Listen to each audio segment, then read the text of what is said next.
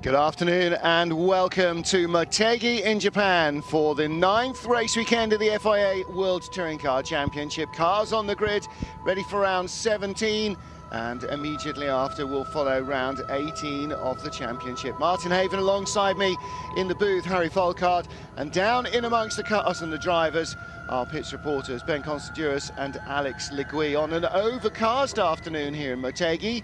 We had earthquakes, we've had typhoons sweeping through the country in the last few days, but the forecast, Harry, is dry but humid, so it's going to be sticky work inside those cars. Yeah, 80% humidity is quite a bit higher than we saw yesterday, but quite a lot lower track temperature, and obviously ambient temperature down at 24, so not too hot. DHL pole sitter for race 1 is Norbert Michelis. He has 4 Citroens racked up right behind him. Jose Maria Lopez, the points leader. Sebastian Loeb, Mehdi Benani, his best qualifying of the season. Then Qinghua Ma. Gabriele Tarquini, fastest in every session before qualifying. Very disappointed to have fluffed that. Ivan Muller with understeer problems he couldn't get rid of. New boy Nicolas Lapierre, his first ever touring car drive, puts his Lada 9th on the race 1 grid, the best of the Ladas. Tom Chilton had a penalty after qualifying for track limits and dropped down the order, and 2 engine penalties. Nick Katzberg and Thiago Monteiro, having both suffered big crashes in their cars in the last race in Villarreal in Portugal, had to change the engines as part of the damage, and both of them put to the back of the race 1 grids. They will both resume their normal qualifying positions for race 2. And part of qualifying yesterday was both of those drivers trying to get themselves onto the front row of the grid for race 2, and Nick Katzberg will start. In fact, originally he had qualified 10th and should have started on pole, but after a penalty for Tom Chilton, he will in fact start in 9th place with he will start 2nd rather in race 2 with Hugo Valence on the race 2 pole. So that's Valence's umpteenth pole position, yet to win a race, but there is an opportunity here. Harry, this racetrack looks as though it might not offer an awful lot of opportunities for overtaking, but it's always hard to tell, because in qualifying you're looking at getting the ultimate speed out of the car, but not looking at where we're going to be able to overtake. Yeah, there's probably, I can see about four potential opportunities where you've got fairly major stops, a couple of direction changes leading up to them as well, so if you can wrong foot your opponent who you're trying to overtake on the run up to those corners, then that's definitely an opportunity. I guess probably namely turn 1, 3 and 10, but here we go, got Norbert Michelis. Here we go, kicking off by speaking to the man of the moment, Norbert Michelis. He's the very first Honda TC1 to get pole ever. It's also the first non-Citroen to get pole, certainly in the last year. Norbert, you've got 16 people behind you. You've got Pachito breathing down your neck. No pressure, huh? It's a nice feeling. As a racing car driver, you want to have days like this when you feel that you can be able to do the right performance. I was quite happy after yesterday. I don't have much to lose today, so I'll do my best. I will push hard, and hopefully after a good standing start we can celebrate something. You're excited by it, so are we. Go Norby! There'll be lots of Hungarians echoing that sentiment. Thank you, Al. And Norbert yesterday saying this is the best 3 weeks of his career so far. Got married during the break to his longtime partner, and then puts Honda on pole at their home track. Well done indeed to him. On the grid in Motegi, ready for the start of race 17 of the FIA World Touring Car Championship. This is Tom Chilton, starts in 10th place on the race 1 grid. Chilton in his Chevy Cruze, he is the best placed of the Chevrolets after qualifying. In front of him, the remaining cars are all either Honda or Citroen drivers. So with Rob Huff just over his left shoulder, in front of him though, Nicolas Lapierre. It's very interesting, 31-year-old Frenchman, best known, in fact probably now only known for racing sports prototypes, Le Mans style cars. This is his first ever weekend in a touring car, and Harry, he's the best of the Lada drivers. I mean, he struggled in free practice, he didn't look like he was anywhere near the pace, and suddenly in qualifying the whole thing, it just dropped into place. It all came alive for him. I mean, a remarkable performance. Yeah, and again, it's that transition from GT to touring car. It's not to be underestimated, but we know he's got a lot of experience and he's obviously raced here before, so they all go towards helping to being on the pace, and he was on the pace yesterday in qualifying, and he got the best out of the new tyre run, which I think that's the important factor, where we saw Rob Huff in particular struggled with those new tyres on his new tyre run, and we saw a lot of the guys struggling with consistency, which again is why Gabriele Tarquini had his unfortunate qualifying, where he's a little bit further back down the grid than he'd probably rather be. Yeah. So Hugo Valente in his yellow Chevrolet, and he is the fastest, or was the fastest of the Chevrolets in that qualifying run. Again, 3 periods of qualifying.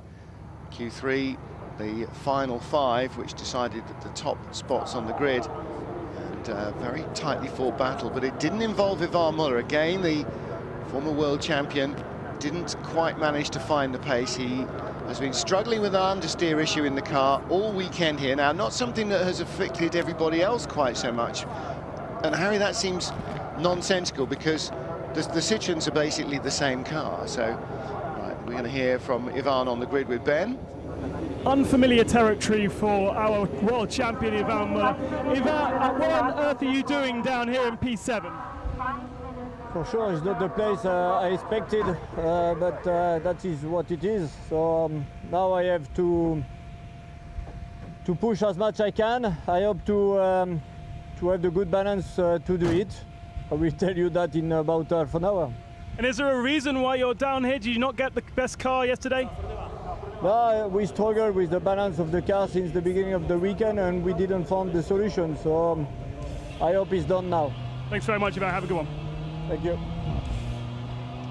Yeah, so understeer has been plaguing him. It does seem nonsensical, because the car's the same and nobody else has had that problem. They've all had other different problems, and is that down to how the driver likes to drive the car as much as anything else? Well, I wonder, because they've been doing a lot of, as all the teams have, been doing a lot of testing over the summer, and I know that they were working on something on the back end on the Citroen, which was to make it more stable. And certainly we've seen with Lopez, he was struggling with understeer. It would appear Ivan was as well, but it seems to have suited Loeb. Perhaps Loeb's sort of led the development of whatever they've done on the car, and maybe it doesn't quite suit Lopez and Muller quite as much yet. I'm sure they'll fine-tune that to make it work, but you know, this is their first race back. Perhaps it just hasn't quite worked on this track for whatever reason. Gabriele Tarquini's Castrol Honda, 6th on the grid, all the way through free practice, and the free test session on Friday. He was the fastest man around this track, quicker than any of the Citroens, any of the other Hondas. He was always on top of the timesheets, and definitely should have had a shot at the very least at the front row position. Norbert Michelis shows what is possible with the Honda. But in front of Gabriele is Qinhuan Ma. He was one of the 5 drivers that made it through into the final session of qualifying, the one-lap shootout for pole. Gabriele just missed out on that. Again, it was an error, human error. Gabriele decided to go for a single lap, not to try and do 2, but just to try and do 1, and mistimed it. Didn't get his lap in. The checkered flag got to him before he got to start his fast lap. And that was just a basic fundamental error, and one that, again, he was very bitterly disappointed that he'd made. It's a brave move leaving it to the last lap as well, so you know you've only got that one hit. Obviously you've got one lap where you've got to put your time in anyway with a new set of tyres, but you know you're basically negating the fact that you can have a second run if you do make a mess of that one, yeah. Even if it is on an older tyre. But you know, one lap is big risk, but obviously it didn't quite pay off for Gabriele. Getting a banker in means you do at least have a time, which he didn't. Mehdi Benani in 4th place on the grid. Great qualifying from the Moroccan.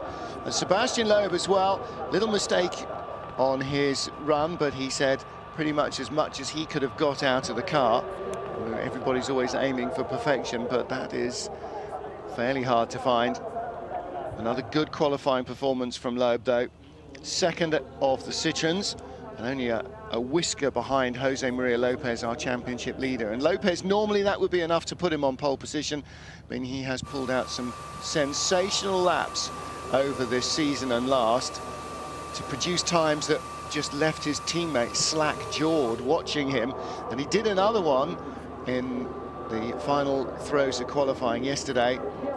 But remarkably, it wasn't enough. The Citroen, it's a long wheelbase car. It is very stable. It's good at very high-speed stuff and really high-speed corners. I mean, it was absolutely superb in Paul Ricard, for instance. But this circuit needs a little bit more, maybe, than of a shorter wheelbase car, of a tighter car.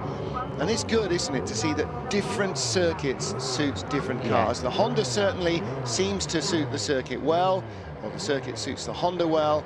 And Norbert Mikulec just pulled out a stunning lap to claim pole position, and a very popular pole as well. I don't think anything or anybody here would begrudge him starting at the front.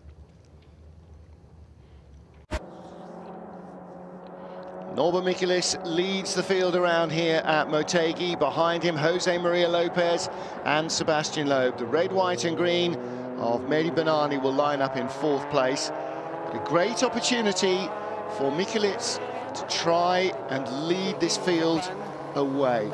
Fantastic racetrack, first time for all of us. Very interesting to drive. We are now at a very crucial moment, warming up the tires, the brakes, the gearbox, and preparing the start. So I am at the back of the grid after an engine penalty, engine change. So I can see what's going on. I can see everybody in front of me. Of course, I'm going to try to come back to the points, but being careful because it's important to have a good start also in race 2.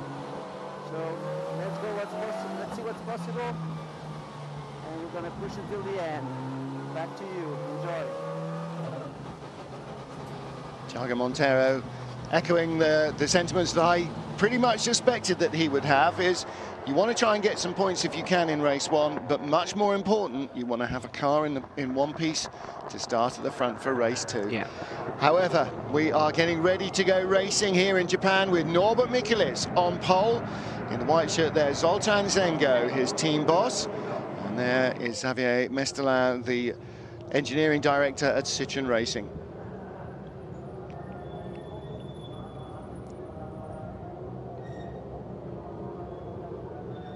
Round 17 of the FIA World Touring Car Championship. We're at Twin Ring, Motegi in Japan. Norbert Mikulec, the black and red Honda on pole.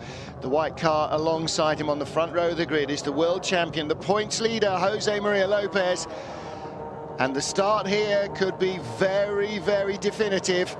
Green flag waves, 5 seconds to go. Red lights are on. Revs rise, and away we go. Good start from Mikulec, and he immediately moves to cover off Lopez. That's the big challenge. Lopez on the inside has got in front, though. And behind Tarquini comes around Benani. He's going to try and squeeze inside Mar. Muller around the outside in the 68 car. And it is Lopez that leads. Loeb pushing hard, trying to get around the outside of Norbert Mikulec. 2 right-handers at the start of the lap, Harry Folkard, and Norby managed to hold him off. And as Loeb lost ground, Mars down the inside into turn 3. He goes through, and on the inside is Tarquini. Loeb stuck out there, and Tarquini takes the advantage. And at the back is Nick Katzberg. So he has been spun around, trying to keep his car in one piece, because he'll start on the race 1 front row of the grid. And a good move by Tarquini up into 3rd. The Citroens now, 4 of them battling for 4th place as Lopez again leads. Here we go. That's 3 larders together. Oh, and Katzberg spun on his own, or something broke, because he was last. There was no contact. No, it's strange. But that was a fantastic start by Mikulec. It's the best we've probably seen the Honda get off the line. And look at Tarquini as well. Yeah. I think that was reading between the lines. That was something that Mikulec said that they've been developing while they've been doing this summer testing. Loeb and Mar. Loeb started 3rd on the grid, don't forget, and he's battling to try and hang on to 5th place and not get shoved down to 6th. Behind him is Benani, the yellow and white car. Hugo Vallant, Tom Chilton, the black and red car right behind, cuts to the inside, wheel to wheel with Vallant. And then the 2 larders. Can't tell if it's Huff and Lapierre or Lapierre and Huff. But the Citroens wheel to wheel. Behind them, the Chevrolets wheel to wheel. There's that big downhill break in there. You can see them all locking and squirming around under the brakes there. I think it is Lapierre in front of Huff, the way that the Citroens are running at the moment. And Mar keeps his nose in front of Loeb. Loeb's been shuffled down the order, hasn't he? And the problem when you're in such similar cars is if you get eased off line, and Loeb did in 3 consecutive corners, everybody just streams by on the inside. This is Vallant. I think Chilton's to his left, isn't he, I think? Yeah. Chilton's, no, we're on board with Chilton. That's Vallant in front. Yeah, Vallant's got ahead then. Yeah, he's got back in front. Tom couldn't quite hold that spot. Down the front straight. It's a short front straight. Ready into turn 3 on lap 2. I wonder whether we're going to see Nick Katzberg arrive in the pits with deranged rear suspension. Looks like something just broke at the back of the car and looped him into a spin. And Lopez not really pulling away from the Hondas, is he? That's very interesting. They remain as close to him as they were on lap 1. Yeah, there's been a big step change in the performance from the Honda, hasn't there? And we've got to bear in mind, obviously, the Citroen's still 60 kilos heavier, but the Hondas have definitely found something. Right, well, Katzberg's right-hand side looks straight. Both wheels appear to be pointing where they should. I think it'll be left rear, because it was... It did look like that, didn't it? Yeah, I think so. We'll wait and see exactly how that works out for him. But they've got the whole race now to try and sort the car to make sure that he's in perfect condition, ready for race 2, where he'll start second on the grid, and an opportunity for him to put the Lada on the podium cannot be missed out on.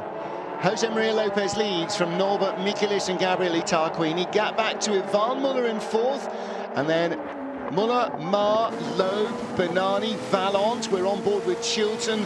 We're on board with de Moustier.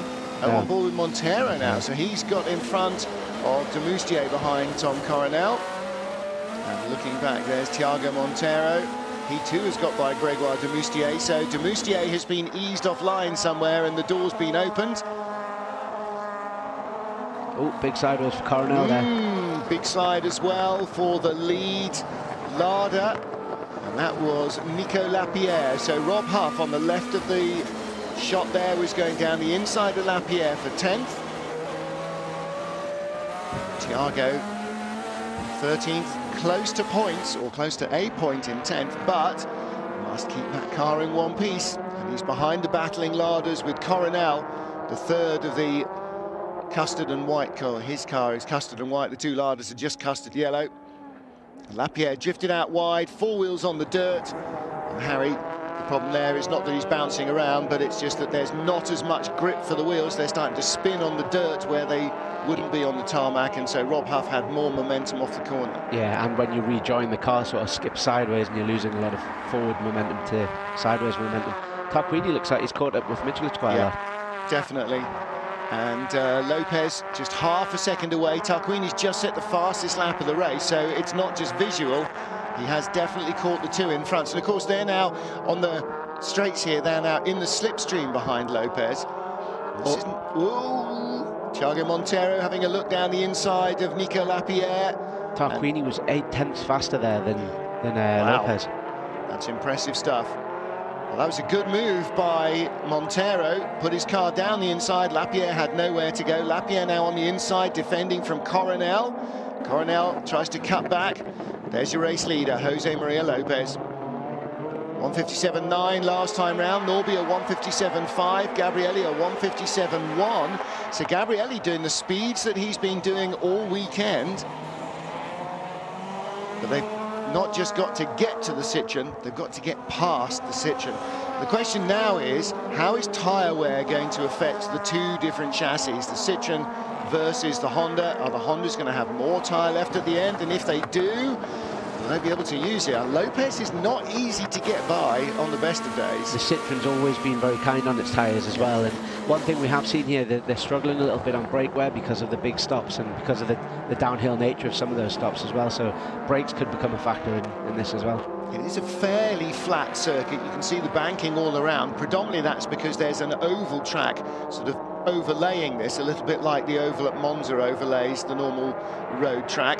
That's where the circuit gets its twin ring name. And a high-speed oval that was built for kart and IndyCar, and even had a NASCAR exhibition race here once, a non-championship race. You can see that's why they're going under bridges a couple of times. All the way around us then, lots of banking. Puts in mind a lot of Oschersleben. Yeah, it is a bit, isn't it? Yeah. You know, with the banking around the track, it's a little bit more open, a little bit faster, more flowing, and Coronel's off. Now, there may well have been a bit of contact there. No, that looked like maybe a lock-up. got it onto the curbs where he didn't want to be and squirreled off into the gravel. Now, he was really livid after qualifying, not being able to put in a good performance here at effectively his home race in Japan.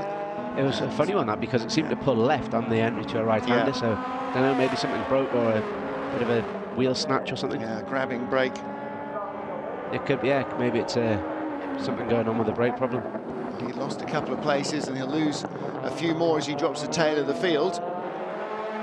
Now, Jose Maria Lopez responding with his best lap of the race last time round, half a second quicker than his previous best, and that shows that he's feeling the pressure now of having the Hondas behind, and he's opened up a margin, and he's opened up another half a second on this lap. Last time round, a 1:57.4. He's now out to nearly a second in front of Norbert Michelis and Gabriele Tarquini. Gabriele made a mistake on that last lap. He was almost a second down on his previous, so maybe trying a little bit too hard. And Lopez will be trying to make sure that Tarquini and Michelis battle and hold each other up. And Michelis will be praying that Gabriele doesn't try and attack, that they use their two cars together to go quicker than Lopez on his own. Because once Lopez gets more than a second away, things are going to start to be very tough for Norby to catch him and pass him. His Hondas are mega on the turning, aren't they? They seem to carry so much sort of entry speed in, and they're able to hold a tight line on the way in. Norby saying yesterday that during testing in the gap between the races, he had a day's testing as well. They don't all have spare cars. Whoa, and that's very interesting. Chilton off. Now, there was another car very close by. Did he go off on his own? That's where Coronel went off as well, I think. Same place, same incident. And again, on the curbs on the outside where Coronel was, just a few feet deeper into the corner. Is there a bump there? Because that's exactly the same thing. He's trying to turn right and it snaps left on him. I think that was an identical incident. But same mistake. What's happening is, like you said, Martin, they're touching the curb on the brakes as they're turning in, and it's pulling the car slightly to the left.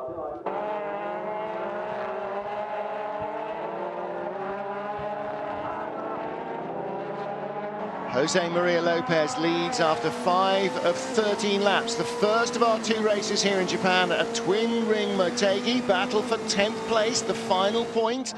Rob Huff and beg pardon, Nico Lapierre behind him. Rob Huff with Thiago Montero. Montero's got a little run going on the inside. He's right behind Huff all of a sudden, and Huffy will now have to get his arms and elbows out to stop the Honda coming by. This track really working well for the Honda Civic. Huffy's not an easy person to overtake, but this Civic seems mega, doesn't it? Look at the power of the engine in the Lada as well. That Orica-built power unit not hanging around down the straight. You could just see he was just starting to creep away from Montero, and that's enough to blunt your challenge as you come off the corner. Montero was all over him through the last corners. Yellow flags still out as they recover Chilton's car. They drag Coronel's out of there. I don't know if he went behind the barriers or whether they dragged him back onto terra firma and he's gone to the pit lane. You think they'll rename that corner Royale Corner for next year? Or? Yeah, well, that's absolutely right. Both Royale teammates binning it at the same turn. And it was an unusual looking incident, but I think you're right. Down at turn 5, it just looked like they got onto the... And it looks like a combination of being just a fraction too far left on the curb, and there's a bump somewhere in there, right where it's critical, that's just unsettling the car, and it just snaps off to the left, and then you're going into the gravel. And yeah, maybe that's part of the reason why there's so much gravel there. Volant, just in front of those guys, was braking on the curb as well, but it didn't seem to grab him. But maybe you're right, there's just a little lump right in the wrong place as you're hard on the brake. Yeah. And maybe when you're defending and braking earlier, you're just a little more in the middle of the road. Even a foot sometimes is enough to make a difference, or a tyre's width is enough to make a difference. Any motorcycle rider will tell you to avoid the curbs like the plague. Doesn't matter quite so much when it's dry, but anything that unsettles the car when you're braking, Harry, is not a good news. No, definitely not. Montero again closing on Huff towards the end of the lap. They're all over Hugo Vallant. Rob's rear view camera as they come under the bridge from 11 to 12. And again, Montero almost running into the back of Rob Huff, out of the final corner, and look how much Vallon's pulled through those cars. Again, you know, we've got 3 different cars, and in that 3-corner sequence, the Chevy goes in front, the Lada loses a bit of ground, the Honda gains a bit of ground, and so you can see the different nature, just that little sequence of 3 corners, how it affects the cars. Yeah, Huffy's got the hard job here as well, don't forget, because he's got to keep Montero at bay behind him, so he's watching him all the time, as well as, you know, trying to stick a move on Hugo.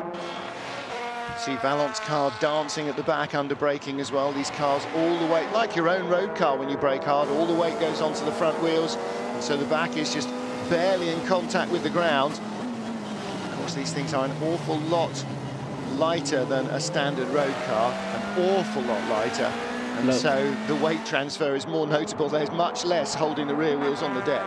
Lopez still lapping fastest of everyone in that Citroen, so it doesn't appear that his tyres or brakes are going to let him down. But well, in the last 3 laps, he's gone from 0.9 to 1.1 away, so he's not running away, but he is keeping away, and that's the vital thing. He's staying away from Norbert Michelis.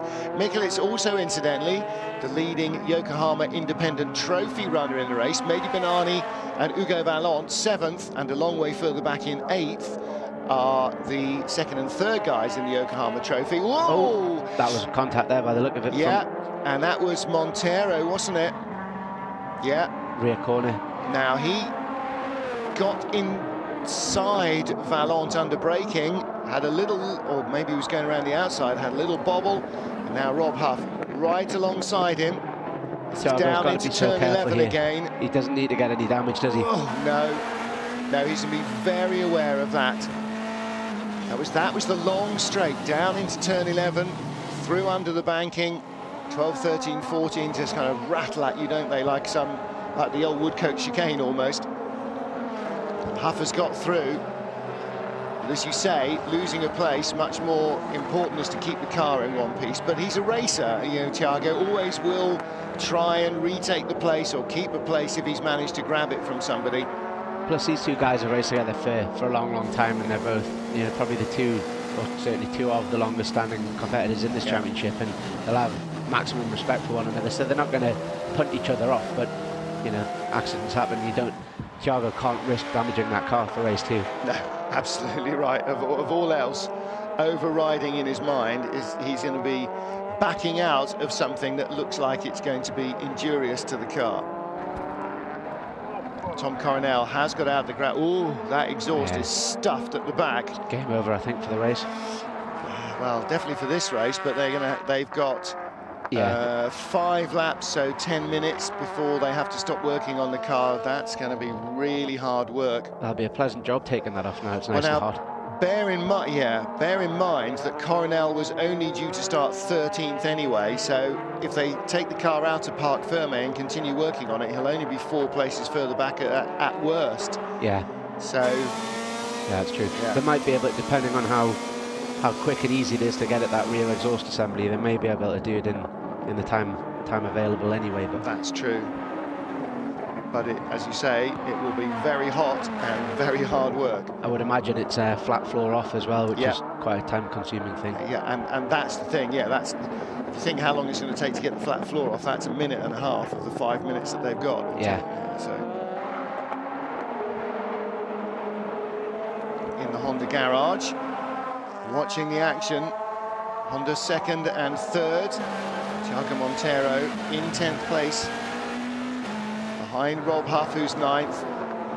Big gap between Benani and Vallon. And that's the battle Vallon's been trying to hold these guys off, and that's what's sort of dropped him back down the order so far. Just see Vallon squirming around on the brakes there. Really noticeable, isn't it, how much his car moves around under braking. It's from the rear. It looks like maybe he got a little bit more bias to the rear than the other Chevys, but certainly the Chevys under braking do look a little bit more squirmy, if that's a word. I think I've just made it up. No, squirmy works for me. Yeah, that's definitely a word.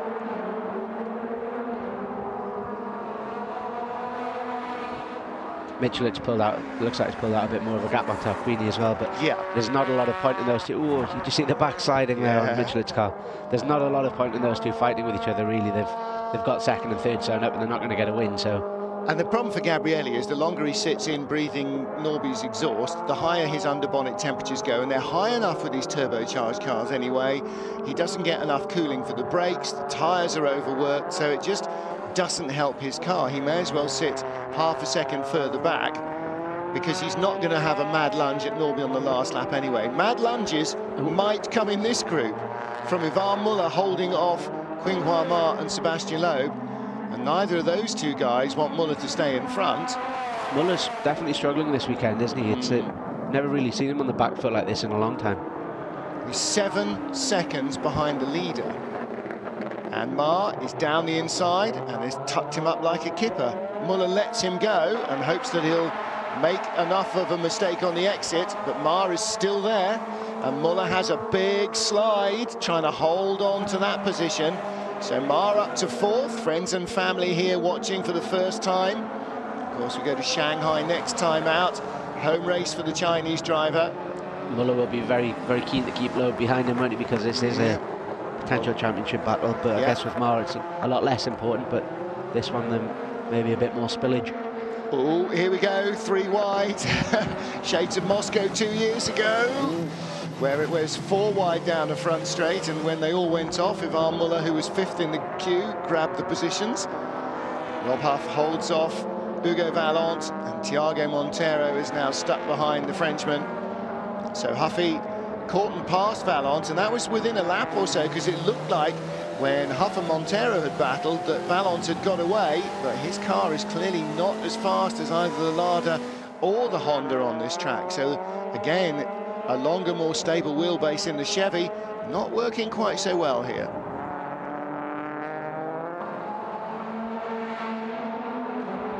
Jose Maria Lopez leads by 3 seconds now. He now is in top gear, striding away from Norbert Michelis and Gabriele Tarquini. As we watch the battle with Rob Huff, and then behind him, a long way now behind him, Hugo Vallant with the yellow highlights and the red, white and green Honda of Thiago Montero. Montero in 10th, looking for another place, and Harry Volkard. Vallant is struggling here, and this doesn't bode well. Now, he may well have old tyres on, knowing that he's starting on pole for race 2 and keeping the best he's got left for race 2 and dealing with race 1. That's a good call. Maybe he's just put like the worst of his batch on for this run. But yeah, he definitely was struggling there. You can see he was about 4-5 tenths down on the lap, where just after Huff overtook him, and then obviously was holding up Montero, but it's now been dispatched fairly efficiently. I tell you what, you've got to hope he's got shonky old tyres on, otherwise he's not going to last a corner in the lead of race 2, is he? No, but it might be quite exciting towards the end. If be quite exciting towards the beginning, if that's as good as it gets.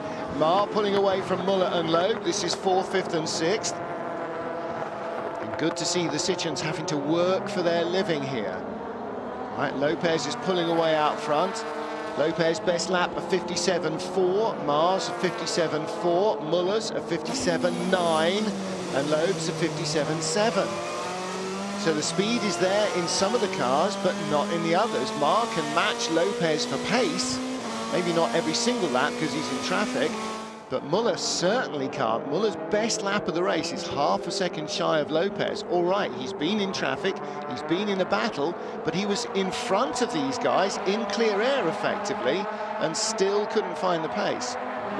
Look at the drop-off from the Hondas though. The Hondas, lap time-wise, whether that's a conscious thing and they've deliberately kind of backed the cars down a little bit because they know that they're not in a rush, but their current lap times are about 2.5 seconds off what their optimum was, where the Citroen is about 2. Yeah, Lopez is still banging in the quick laps, isn't he? And the further he gets away, the easier it is for him to do it, because he knows if he makes a tiny mistake, that it doesn't matter, he won't lose the lead, and he won't suddenly have Norby appearing, not in his mirror, but alongside him.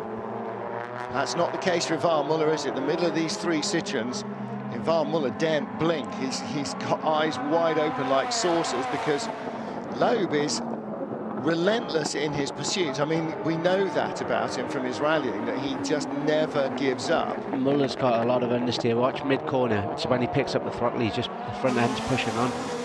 And that's, we know from Muller, that's not how he drives a car. He's normally very, very loose at the back end and seems to be struggling with the front end. Yeah, And you can see how hard he's working in those last few corners. That shot looking back at Loeb was just filled with tyre smoke, and of course every time that happens there, Muller is overheating his tyres a little bit and giving himself problems. Mar gets in just a little deep into turn 1, 2, and that didn't help. Again. Do you see in the middle of the corner there? He just pushed on a little bit wide. And every time that happens, Muller's car is not quite as quick off the corner as Loeb's, and Loeb closes a little bit more. But the frustration there is that it's never quite enough for Loeb to get alongside. But Mar is clearing away. 2 Hondas in front of him, he'll never catch them, but he is away from Muller and Loeb. And good news for the Chinese driver is he's losing the 2 French guys and leaving them to battle on their own. Well, there is the Roal Motorsport team, working hard on both their cars. Lap 12 of 13. When the checkered flag comes out, the cars should be entering Parc Fermé, so we'll have to wait and see. Yeah, Loeb's watching. This is a good bit of camera footage. You can see Loeb's able to hold a tighter line in the middle of the corner than Muller is. There's so many different elements of the setup of the car that can have a fairly major effect on how it feels to the driver. The damper settings, the preload on the differential, and that's before you get to the ride height and camber and caster adjustments and kingpins and all the other suspension geometry that falls into it. So many different adjustments to try and tailor-make the car. It's like a handmade shoe almost. My shoe might look exactly the same as yours, but it's made to fit my foot and not your foot, and as a result it doesn't rub, whereas if we put the wrong shoe on, it will definitely rub. And that's the, you know, that's kind of the difference between these 2 cars. Ostensibly, yeah, they're both black brogues, but they're very subtly different underneath. Yes, yeah, I like that analogy. Watch on there. There's another shot from the external there. Loeb catches Muller under brakes and then still able to hold a tighter line. So Muller's really earning his crust here, holding him off. It's almost like they're driving 2 different cars, isn't it? Yeah, it really is. Lopez is definitely driving a different car from the rest of them. I wonder what they've done over the test period. You know, the car looks a lot more stable on the back end, but I wonder if that's an element, like I said, just before the start of the race. I wonder if they've changed it enough to upset Muller. I wonder whether that's a nature of the circuit thing as well, because you think of circuits like Paul Ricard, they were always fairly tail-happy in the fast stuff. Yeah. To help the tyre a little. There aren't many really fast corners here, are there? So it could be an element of that. There's lots of second, third, fourth, third, second, third, fourth, third, second stuff here. You never really get, apart from the long run down the back to turn 11, you never really get a big fast run. So Thiago Monteiro seems to have settled himself down in 9th place. Teammate Gabriele Tarquini in 3rd behind Norbert Mikulits, and the race leader, this man, Jose Maria Lopez. Well, Norby didn't make a bad start. We saw from straight ahead. He got a good launch, and Tarquini left off the line as well, as always, a great standing starter. He's whatever it is, and I've talked to him about it. I said, what is it that you do? He said, I don't know, I just do, it just happens. And he said, I don't know why everybody else is slow. He doesn't think he's fast at the start. He thinks he makes a good start. He said, I don't know why everybody else is slow, and that's pretty much the way it is, really. And Jose Maria Lopez as well. You know, this kid has got touring car talent in spades. He led since the first day of the championship and continues to lead. Racks up victory here in Japan. Another great result there, and he chose, you know, that's why he's world champion. He has that level of class about him, where he was able to scamper off at the front there and put qualifying lap in after qualifying lap, and just, you know, that wouldn't have been as easy as it looked. No, you can tell by where his teammates are and how far behind him he is. Exactly so. Race win number 7 of the season, and only his 2nd year in World Touring Cars. Jose Maria Lopez is now up to win number 7 this year. Where's my all-time tally? What does that make him? That is now win number 18, tied with 3-time champion Andy Priaulx. Next on the list is Gabriele Tarquini at 20 wins. You can't imagine that he'll still be behind him at the end of the season. That's impressive for 2 years, isn't it? and that, all right, you know, he's come in and has been in the best car, and certainly when the World Championship started, you wouldn't say that the BMW was the best car. The Alfa Romeo was pretty much the benchmark at that stage, 11, 12 years ago. But yeah, and I say this every day, don't I? You know, you could give me the Citroen, I wouldn't be winning 7 races in a season. So it's a great combination. He seems to have gelled really well with the car and with the championship. Boy, he knows how to win a race. Jose Maria Lopez does it again here in Japan.